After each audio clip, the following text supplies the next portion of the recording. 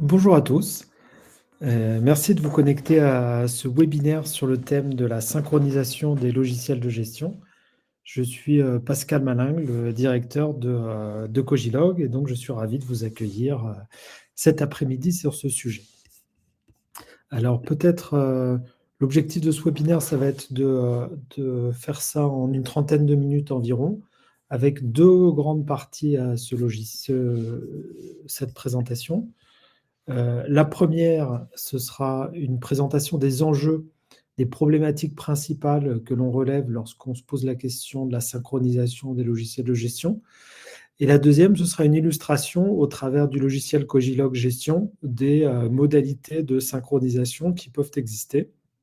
Et notamment, on vous parlera d'une nouvelle fonctionnalité qu'on vient de développer. Et puis, en fin de présentation, il y aura une petite checklist des bonnes questions à se poser lorsqu'on souhaite se lancer dans un chantier de synchronisation de ces logiciels de gestion. Et vous pourrez également, si vous le souhaitez, poser des petites questions sur le chat qui est disponible normalement sur la partie de droite de votre écran. Notez également que si vous souhaitez accéder au support de cette présentation, vous pouvez vous connecter à tout moment sur le site internet de Cogilog, à l'adresse qui est ici, cogilog.com/webinaire, et télécharger le support que je vous présente aujourd'hui. Alors peut-être en introduction, quelques mots sur Cogilog, enfin juste une page. Cogilog, on est un éditeur de logiciels de gestion qui propose une gamme complète de logiciels dédiés aux entreprises et cabinets comptables pour l'administratif de l'entreprise, que ce soit la comptabilité, la gestion commerciale, la facturation, la paye et les RH ou les déclarations fiscales. Historiquement, la solution Cogilog tourne sur Mac, mais on a également aujourd'hui une possibilité de l'utiliser sur des PC Windows, donc Mac PC. On est sur le domaine du Mac, l'acteur de référence sur ce marché-là, avec plus de 10 000 entreprises utilisatrices de nos solutions et 300 cabinets comptables. Et on est également un organisme de formation, puisque on forme les clients à l'utilisation de nos logiciels. À ce titre, on est certifié Calliope, ce qui permet de bénéficier d'un financement. Alors, si on rentre dans le vif du sujet, maintenant que vous connaissez Cogilog, à propos des enjeux de synchronisation des logiciels de gestion, allons-y. En fait, quand on parle de synchronisation des logiciels de gestion, de quoi parle-t-on en réalité?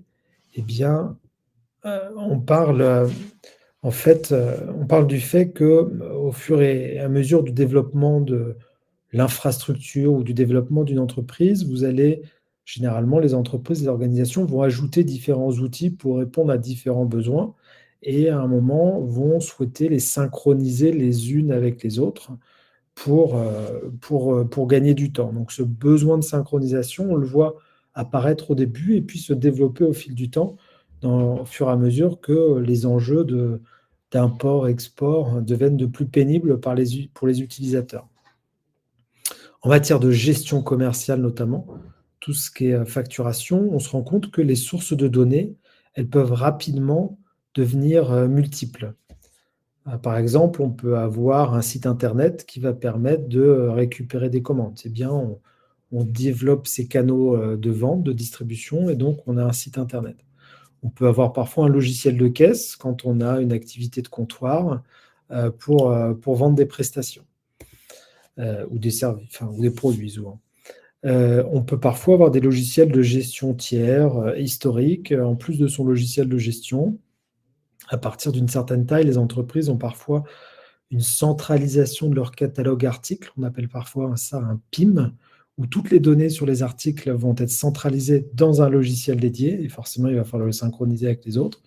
Parfois, on peut avoir des enjeux de synchronisation avec des problématiques de gestion de stock, d'entrepôt, de livraison, se synchroniser avec le site du livreur pour récupérer le numéro de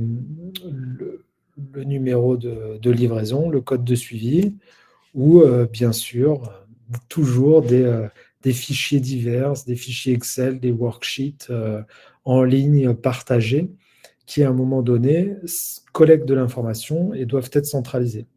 Tout ça, Il y a un vrai enjeu qui est de le centraliser dans une base de données unique de gestion commerciale, tout au moins d'être à jour au niveau de la gestion commerciale et d'en assurer une communication un petit peu dans les deux sens pour que les données soient à jour, cohérentes, synchronisées et dans la mesure du possible qu'on évite les tâches fastidieuses de ressaisie ou d'import, de retraitement de données qui vont forcément, fatalement, être toujours source d'erreurs. Donc on le voit bien, plus l'organisation se développe, plus les outils se développent, plus les enjeux de synchronisation des outils les uns avec les autres se multiplient également. Alors, une fois qu'on a dit ça, quels sont les enjeux que vont rencontrer les organisations? Le premier enjeu, quand on se lance dans un projet d'une réflexion sur la synchronisation, ça va être un petit peu barbare, mais c'est ce que j'ai appelé l'hétérogénéité des référentiels. Qu'est-ce que ça veut dire, l'hétérogénéité des référentiels? Ça veut dire que dans chaque logiciel, même si les données sont censées être les mêmes, elles sont souvent structurées de manière différente. Là, j'ai une illustration avec deux logiciels que je connais bien.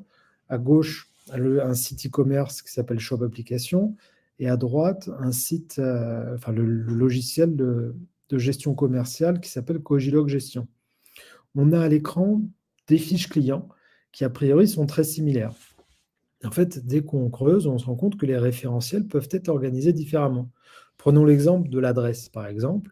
On a à gauche, dans le logiciel e-commerce, le champ adresse qui est organisé sur une case, une cellule. À droite, le champ adresse il est découpé en deux cases, un numéro et un libellé de voix. Et ça, ce type de problématique, on va le retrouver très souvent. Un autre exemple du même type, sur le pays. Dans le logiciel de gauche, on a un menu déroulant, où le pays pour la France s'appelle France métropolitaine, qui est une liste fermée. À droite, on a un champ libre. On va avoir écrit France. Eh bien, quand on va chercher à synchroniser ces données, il faut se poser la question de comment ça va se synchroniser pour mettre une valeur qui est sur une case dans deux cases, ou un terme qui s'appelle France métropolitaine. Quand lui, il enverra France à France métropolitaine, il faut une règle de déduction qui fonctionne. Ces éléments qui peuvent paraître anecdotiques, il faut vraiment les analyser dès le départ et bien définir des règles de gestion, on le verra, efficaces dès le départ, au risque de se retrouver avec des synchronisations en erreur. Donc, premier enjeu, première difficulté, cette hétérogénéité des référentiels. Deuxième enjeu, plus informatique, mais ce qu'on appelle les clés uniques entre les logiciels. La fiche client, on veut que la fiche client des deux logiciels, quand elle se synchronise, elle se retrouve bien. Sauf que là, on a un exemple d'un logiciel qui crée lui-même un numéro de fiche client. Souvent, en informatique, on appelle ça des ID. Un ID de fiche client. Lui, il est chronologique. Donc là, c'est le premier client, le numéro 1. Et puis lui, il a un autre numéro client qui crée un petit peu à sa sauce. Là, il va prendre les 4 premières lettres du client, Jean, et puis 001. Donc, comment est-ce qu'on fait pour faire en sorte que Jean 001 égale 1 ? Sachant que derrière ce Jean 001, parfois, en informatique, il y a aussi un ID client. Et sachant que les deux logiciels peuvent rajouter des clients au fur et à mesure, et que souvent, la règle des ID en informatique, c'est de faire plus 1, il y a peu de chances que l'ID du client 1 dans le logiciel A soit le même que l'ID du client 1 dans le logiciel B. Donc, par exemple pour les clients, mais ça va être la même chose pour les produits, les commandes, etc. Il va falloir définir une règle de gestion qui soit efficace pour que cette synchronisation, elle se passe bien, alors que les codes ID des référentiels sont différents et ne pourront jamais être les mêmes. Là encore, un enjeu important à se poser dès le départ du projet de synchronisation. Troisième enjeu, un enjeu de priorité, l'ordre de priorité. Quand on synchronise les données, on va parfois être tenté de les synchroniser dans plusieurs sens. Il va falloir se poser la question de qui a raison.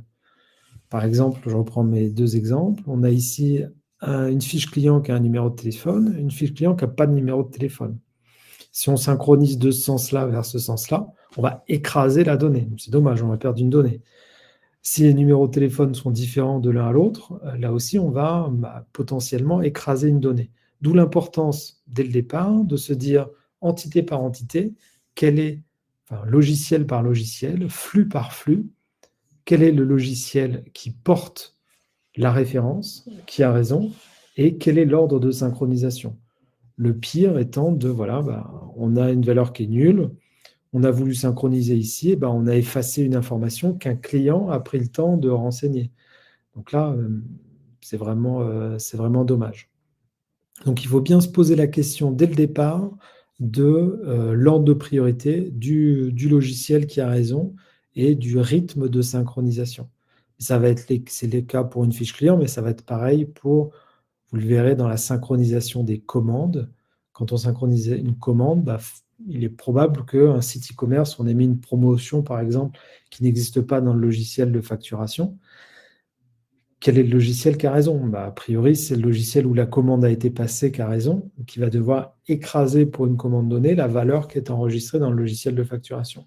Toutes ces questions-là, encore une fois, il faut se les poser bien au clair dès le départ pour ne pas être embêté avec un client qui a passé commande sur le site internet aux valeurs 100, et puis comme le produit il vaut 110 sur le logiciel de facturation, on lui fait une facture à 110, on voit bien que ça ne peut pas fonctionner de cette manière-là.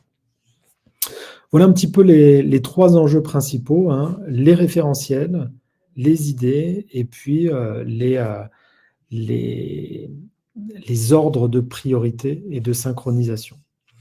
Mais au-delà de ces enjeux métiers, il va aussi y avoir des enjeux techniques qui vont se poser lorsque l'on souhaite mettre en place un protocole de synchronisation.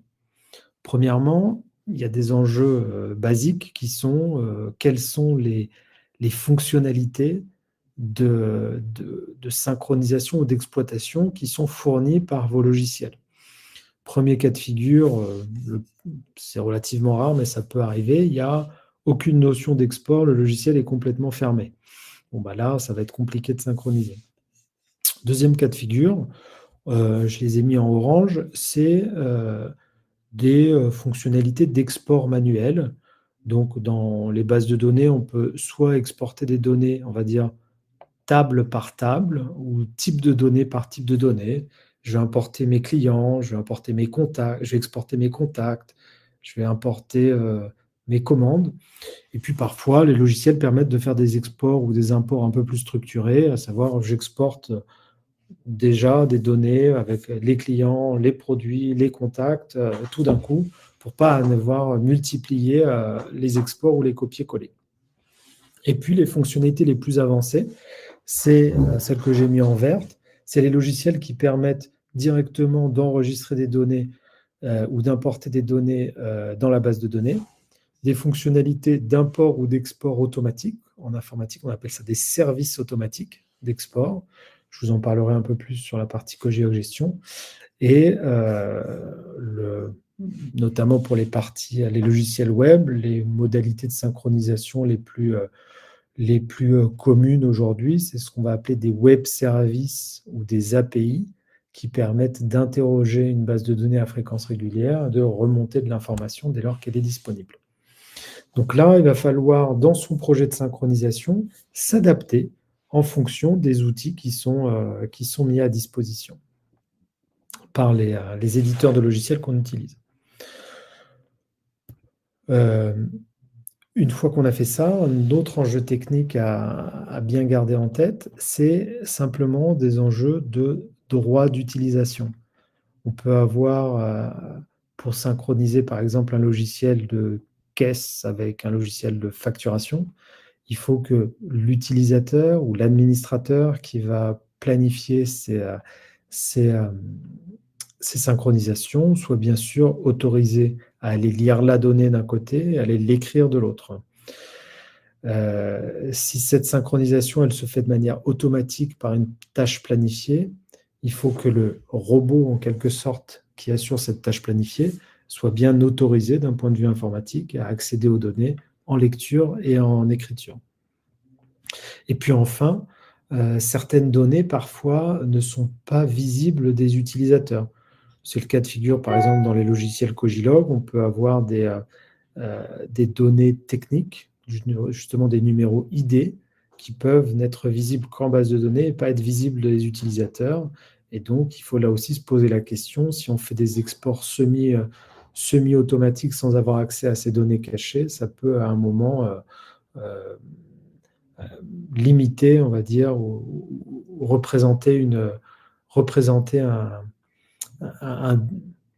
un blocage au protocole de synchronisation. Donc on voit les difficultés techniques, c'est bien sûr d'avoir des logiciels qui permettent ces synchronisations, d'avoir les droits d'accès à ces utilisateurs.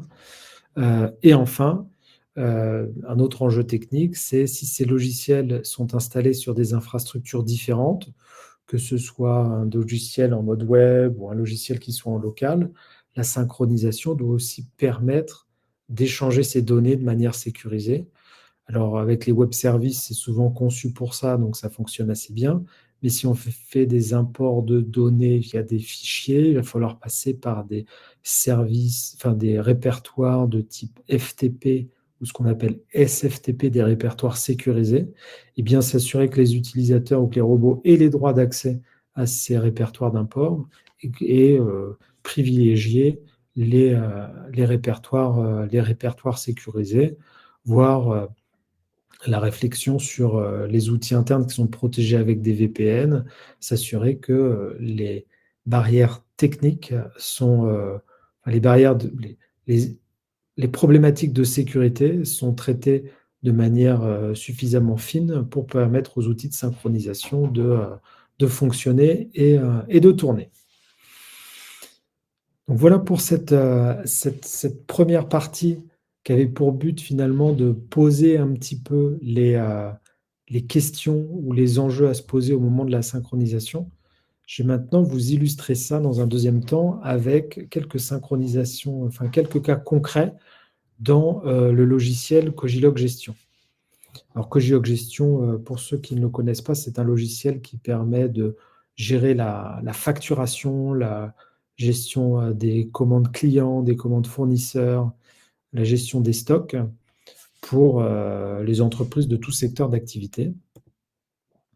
Alors, dans ce logiciel, on a un premier cas de figure qui est l'import ou l'export de données manuelles. Ça, la plupart des logiciels permettent de le faire. Le logiciel Cogilog Gestion lui permet de le faire de manière assez détaillée. Je vais vous montrer finalement comment ça fonctionne. C'est assez simple. Le logiciel Cogilog Gestion, il s'ouvre avec cette petite fleur pour ceux qui le connaissent. Et en fait, quand on a des données, par exemple, ici, je vais aller dans la liste de mes clients. En fait, dans le logiciel Cogilog Gestion, comme dans la plupart des logiciels, on va pouvoir sélectionner les données, les copier. Mais là, on n'a finalement qu'un code, un libellé. On n'a pas toutes les informations du client. Le logiciel Cogilog Gestion, dans son menu Fichier, Exporter, eh bien, il permet d'exporter soit les clients, soit les contacts clients, les fournisseurs, les produits, voire même toutes les données. Et quand on fait exporter toutes les données, il génère un fichier que je vais mettre sur le bureau. Il génère un fichier qui comporte sur le bureau de mon ordinateur.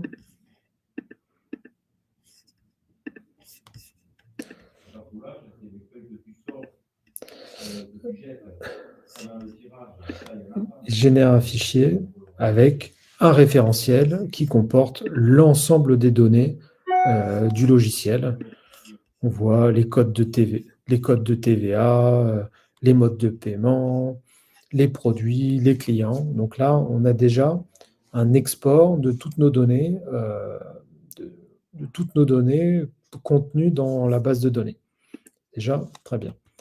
Le logiciel Cogilog Gestion, il permet aussi de faire la même chose en import. Comment ça marche en import? Eh bien, on peut importer ces mêmes données. Lorsqu'on souhaite les importer, il faut les structurer de la bonne manière. Pour ceux qui ne le connaissent pas, ces données, vous les retrouvez, ces modèles, vous les retrouvez dans le menu Aide, exemple de fichier d'import. Ça va générer un répertoire avec tous les modèles d'import qui sont ici. Un répertoire avec tous les modèles d'import. Et on voit que pour chaque nature de données, que ce soit la liste des commerciaux, la liste des fournisseurs, la liste des produits. On a un tableau, un modèle d'import, on appelle ça des spécifications, qui vont nous dire, eh ben, pour importer des produits, il faut forcément qu'il y ait une famille de produits, un code produit, un libellé, une unité, etc. Et donc, on enregistre ce fichier.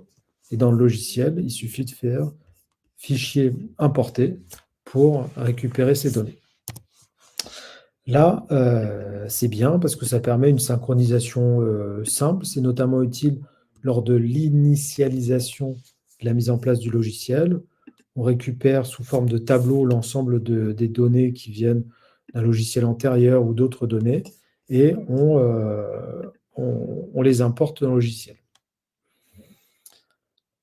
Notez qu'on peut aussi importer des factures. On le verra plus dans un deuxième temps avec l'import automatique. Souvent, c'est quelque chose qui est peu connu par les clients, mais on peut importer des pièces commerciales, des devis, des factures dans le logiciel Cogeogestion.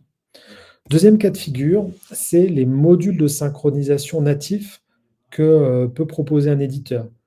En l'occurrence, Cogeogestion propose 2 modules de synchronisation natifs, trois modules en réalité. L'un avec le logiciel l'ERP à destination des imprimeurs qui s'appelle Quadratin, et 2 autres à destination des sites e-commerce, l'un pour les sites e-commerce qui sont conçus sous PrestaShop et l'autre pour les sites e-commerce qui sont conçus sous Shop Application, qui sont 2 éditeurs de sites e-commerce. Et qu'est-ce que ça va faire? Ces connecteurs natifs, ils permettent directement, depuis le logiciel de gestion commerciale, de synchroniser les données qui viennent du site. Donc, synchroniser les données, ça veut dire importer les commandes, d'une part, et d'autre part, mettre à jour les tarifs, mettre à jour les stocks. Donc là, je vous montre aussi une mini-illustration de comment ça marche. On se connecte à un site e-commerce, à un logiciel de facturation correctement configuré, un site e-commerce. Voilà. Donc là, par exemple, celui-ci. Là, on voit qu'on a une liste de commandes, de factures. Et en fait, quand on a un module de synchronisation, il suffit de faire dans le logiciel Cogeogestion, exploitation, liaison. Et là, on va par exemple on va se centraliser sur... On va n'afficher que les commandes de 2025. Et donc, on fait liaison avec un site marchand, importer les commandes, on fait OK. Et ça va aller chercher sur le site marchand les commandes via une API et les recréer ici. Là, on voit qu'il a rajouté 2 lignes à l'instant parce qu'il vient de récupérer automatiquement 2 commandes qui viennent d'un site marchand. Là, c'est de la synchronisation pure qui est configurée finement pour créer un client quand c'est nécessaire, créer un produit quand c'est nécessaire et renseigner la pièce commerciale avec toutes les informations qui étaient contenues dans la commande. Là, c'était un exemple d'une commande où il y avait de la confiture, par exemple. Donc ça, c'est les connecteurs natifs. C'est très pratique. La limite de ce système-là, c'est que nous, on en propose pour 3 solutions et qu'on ne peut pas en proposer pour tous les logiciels qui existent. Pour chaque logiciel qu'on ajoute, c'est un très gros travail de notre côté. Donc, on s'est focalisé sur ces trois logiciels-là. Le troisième cas de figure, et qui est une nouveauté dans la galaxie Cogilog, c'est une toute nouvelle fonctionnalité d'import automatique. Donc, qu'est-ce que c'est cette fonctionnalité d'import automatique? C'est le fait de se dire qu'on peut configurer une routine d'import pour que dès lors qu'un fichier est déposé dans un répertoire donné, alors le logiciel Cogeogestion va scruter ce répertoire et importer automatiquement. Alors, il y a une petite grammaire à respecter, une petite grammaire à respecter qui est ici. Donc, on va dire quel est l'encodage du fichier. Ensuite, on va dire quel est le répertoire où, lorsqu'on dépose un fichier, le logiciel va scruter le fichier importé. quel est le répertoire où, une fois que le fichier a réussi, qu'est-ce qu'on fait du fichier? Bon, là, dans l'exemple, on met dans la corbeille. Qu'est-ce qu'on fait quand l'import a échoué? Et est-ce qu'on propose, enfin, où est-ce qu'on met les logs d'import? Les logs d'import, c'est l'enregistrement de tout ce qui s'est passé avec le service d'import. Et ce que fait Cogilog, c'est que dès lors qu'il trouve un nouveau fichier dans le répertoire de dépôt, il va l'importer. Alors, je vais vous faire une petite démo. Je vais d'abord changer de dossier.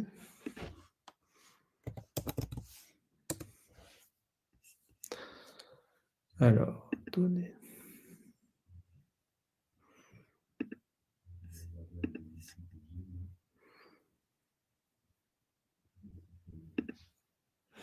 Pardon. Alors, je vais aller dans mon répertoire d'import.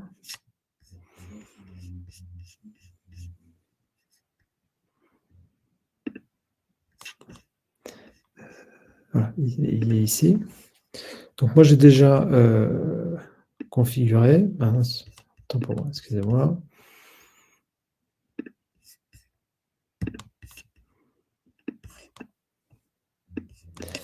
Donc on a un répertoire d'import avec un dossier dépôt, un dossier fichier en erreur, un dossier fichier importé et des logs. Et donc en fait, l'idée c'est de se dire que on configure par exemple, si on souhaite mettre à jour les fichiers clients, bien on configure, hop là, on va faire ça. On a ici un format d'import qui respecte un fichier de client qui respecte le format structuré par Cogilog. S'il y a un nouveau référentiel, un nouvel outil, que ce soit le site e-commerce, logiciel de caisse, ben on le configure pour qu'il arrive à générer des fichiers, des listes de clients qui soient au format attendu. On le dépose dans le répertoire données. Et là, on voit que ça a duré peu de temps. Le fichier il a été pris par le service d'import et visiblement, il a été correctement traité. Si je regarde mes logs, je vois ici que j'ai un log. Qu'est-ce qui me dit? Qu'à 14h30, il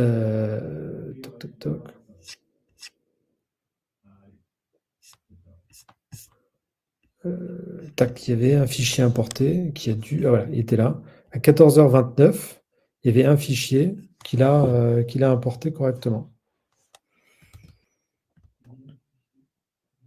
De la même manière, on va pouvoir traiter des factures.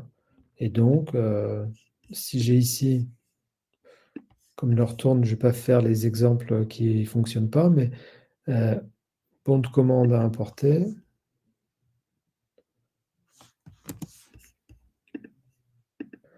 Dès lors qu'on dépose ici le fichier d'import, il va être scruté par le répertoire et il va générer un bon de commande directement dans le logiciel de facturation.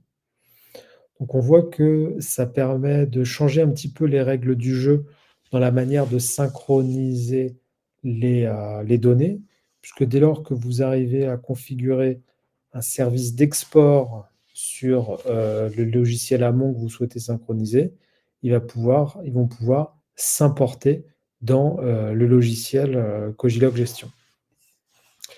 Alors, l'heure a un petit peu tourné et j'ai dépassé la demi-heure. Du coup, ce que je vous propose, c'est de passer à ma conclusion et puis de regarder ensuite si vous avez des questions-réponses. Alors, ma conclusion, c'était quelques checklists en réalité. Une checklist de questions à vous poser si vous souhaitez vous lancer dans un projet de mise en place d'une synchronisation avec Cogilog Gestion ou avec un autre logiciel.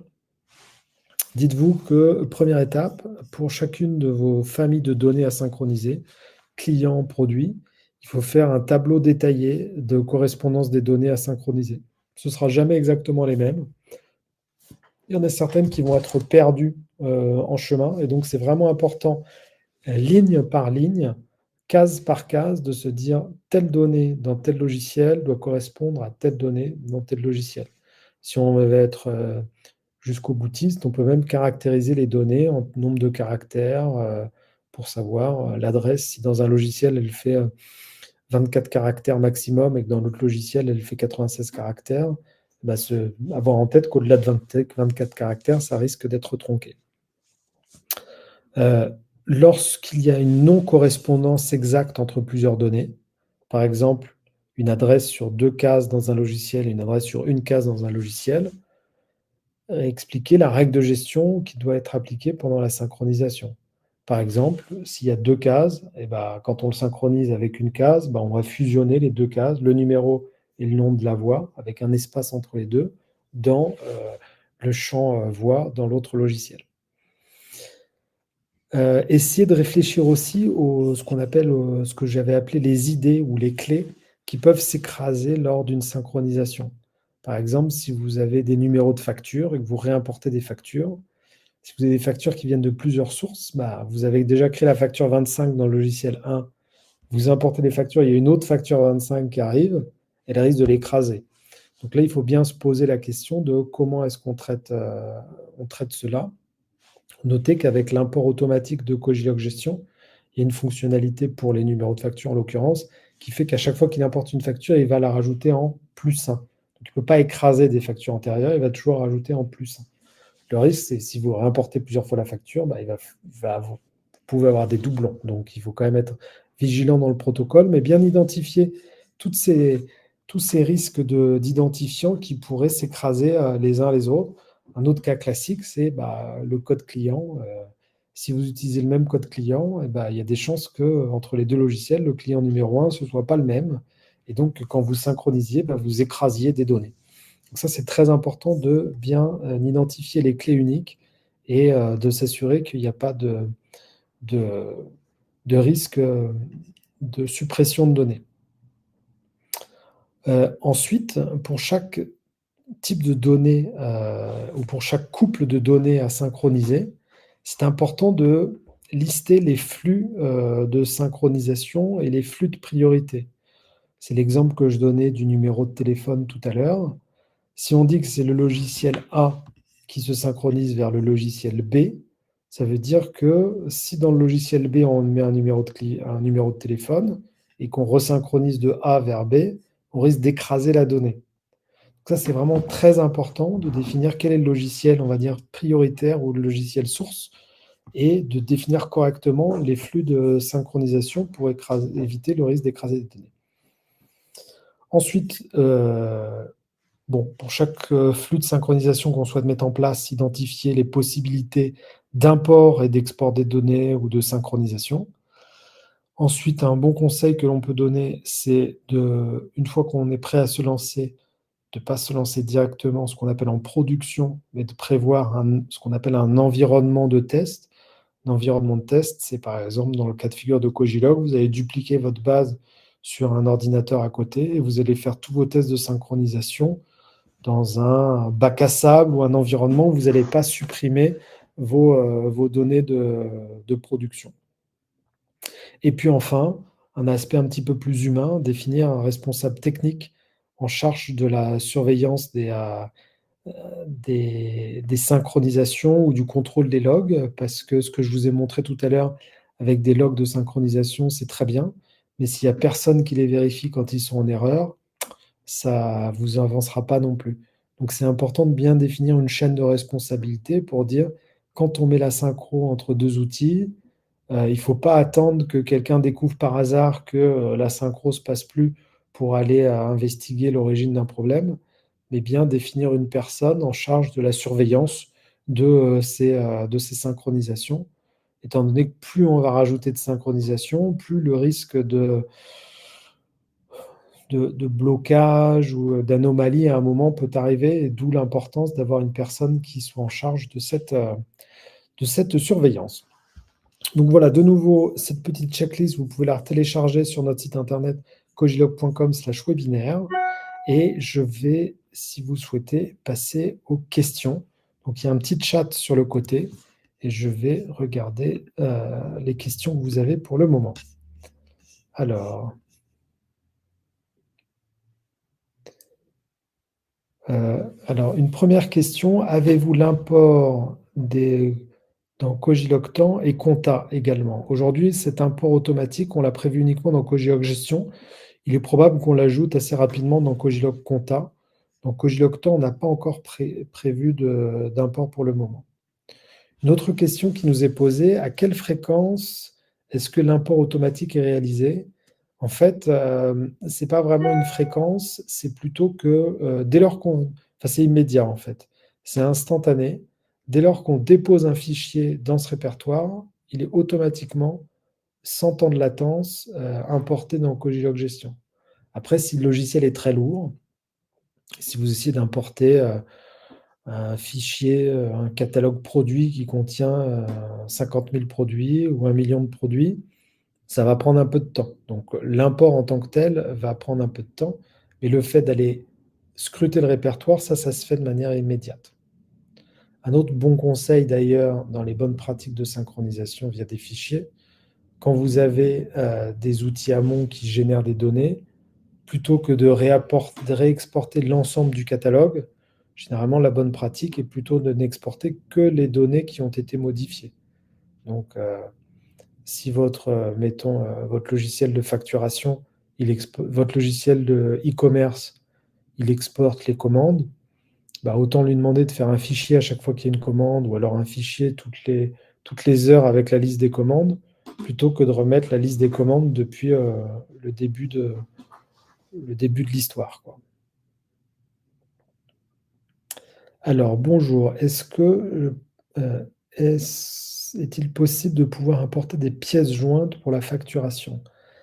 Alors, importer des pièces jointes en tant que telles, non, parce que Cogilog Gestion, lui, ne propose pas le, le traitement de pièces jointes. En revanche, il existe une nouvelle fonctionnalité, vous pouvez importer des liens vers les pièces jointes. Alors ça, c'est sorti il y a peu de temps aussi, donc peut-être que les utilisateurs ne connaissent pas cette fonctionnalité. Je vais la montrer.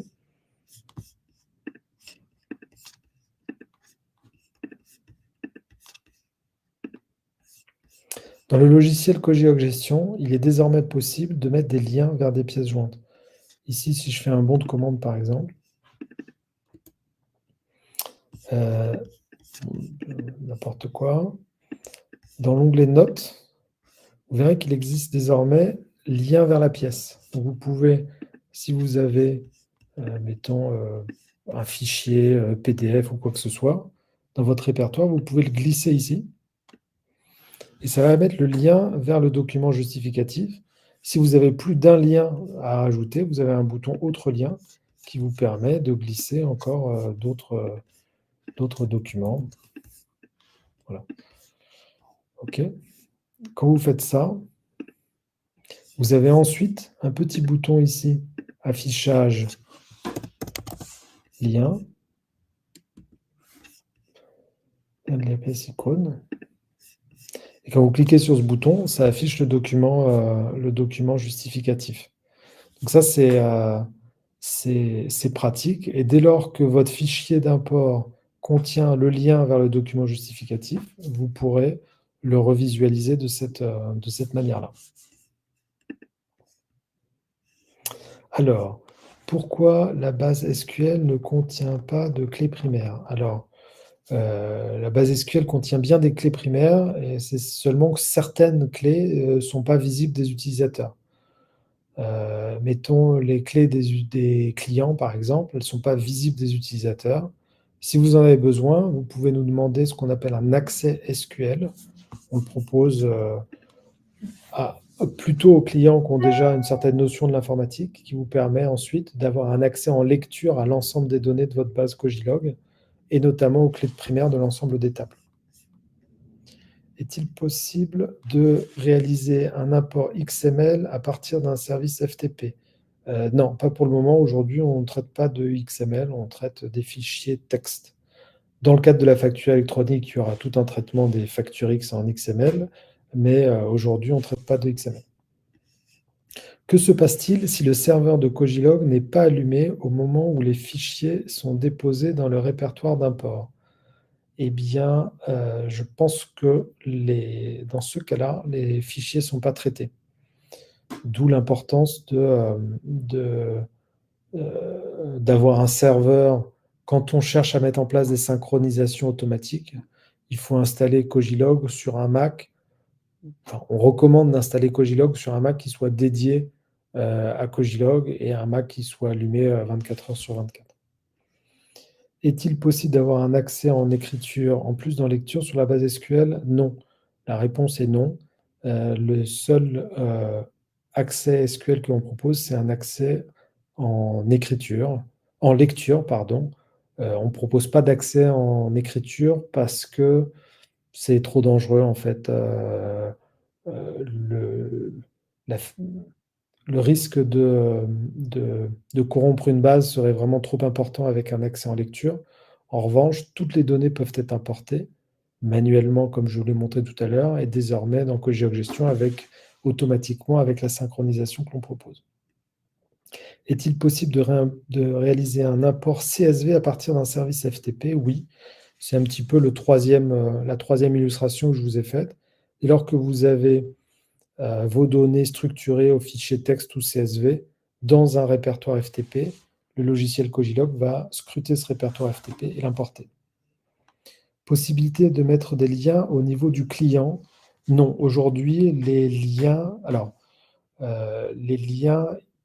ils se mettent au niveau de la pièce commerciale.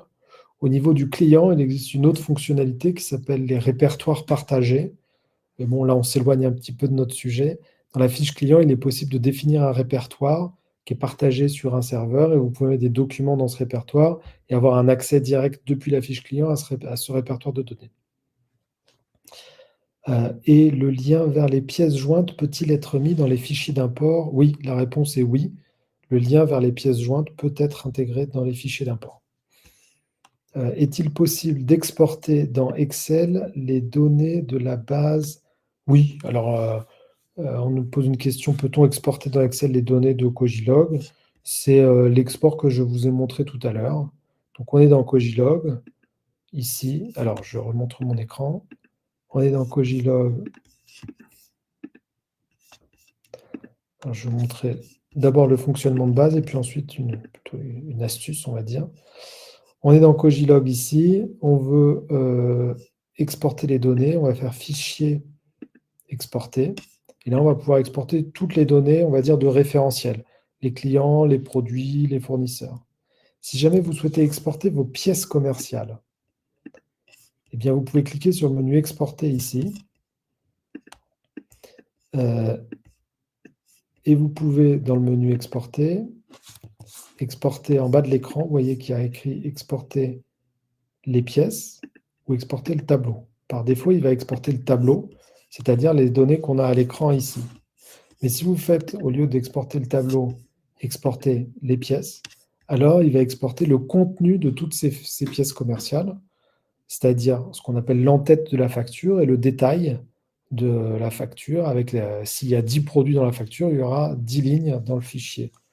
Donc ça vous permet de les exporter et ensuite, avec l'option d'import, de les importer de nouveau. Alors, il y a beaucoup de questions. Je vous remercie. Alors,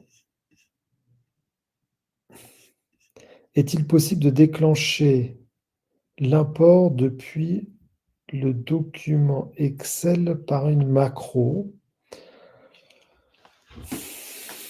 Alors, si vous avez l'option d'import, avec votre macro Excel, vous pourrez dire « Génère-moi un fichier texte à tel endroit ». Donc là, la macro va générer le fichier au bon endroit et ensuite, le service d'import va importer les données. Donc là, oui, a priori, il faut être en capacité de faire cette macro qui va structurer les données exactement au format attendu, l'enregistrer le fichier au format texte au bon endroit, et ensuite le service d'import prend les données et les importe, quoi.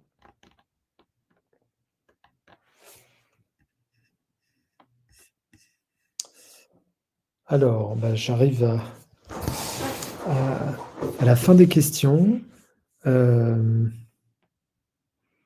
Sur ce service d'import, pour les utilisateurs de Cogilog, parce que je vois qu'il y a beaucoup de questions qui viennent de Cogilog, est-il...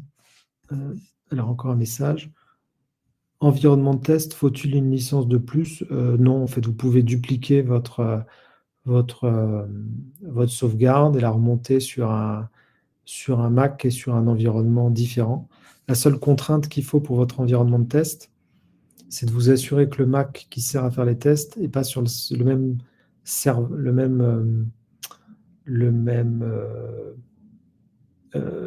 réseau interne que le Mac qui sert de production. Donc le Mac qui fait les tests, soit vous le connectez avec une autre connexion Internet, soit en partage de connexion avec un téléphone. S'il est sur le même réseau interne, il y a un risque de conflit. Donc le risque, ce serait qu'il y ait des utilisateurs qui enregistrent des factures sur votre environnement de test, ce qui n'est pas ce qui est recherché. En revanche, on ne vous demande pas de prendre des licences de plus pour faire des tests.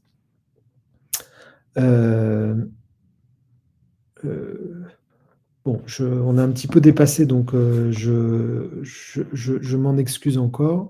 Si vous avez des interrogations sur cette fonctionnalité d'import automatique, notez qu'on a créé une page Internet de description du fonctionnement. Alors, on a créé deux choses. Sur notre site Internet, si vous allez sur la page cogilog.com, commandez.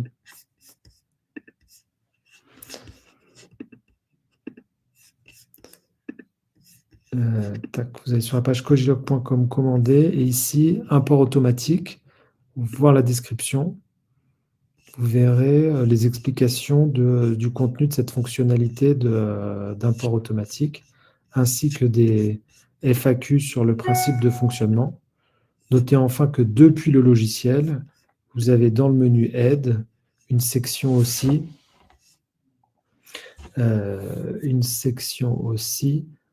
dédiée au service d'import de données.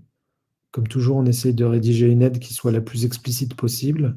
Et donc, ça explique vraiment en détail comment fonctionne l'import de données et comment le configurer.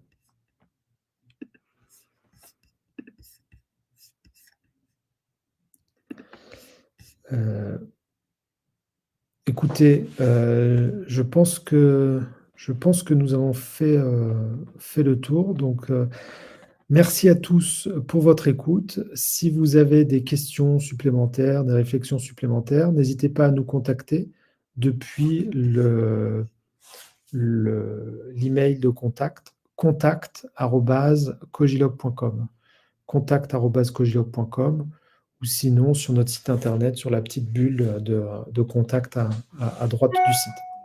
Encore merci à tous pour votre écoute. Et je vous dis à très bientôt pour un prochain webinaire. Le prochain sera le mois suivant, enfin dans un mois, sur le thème de la connexion en mode cloud. Merci à tous. Au revoir.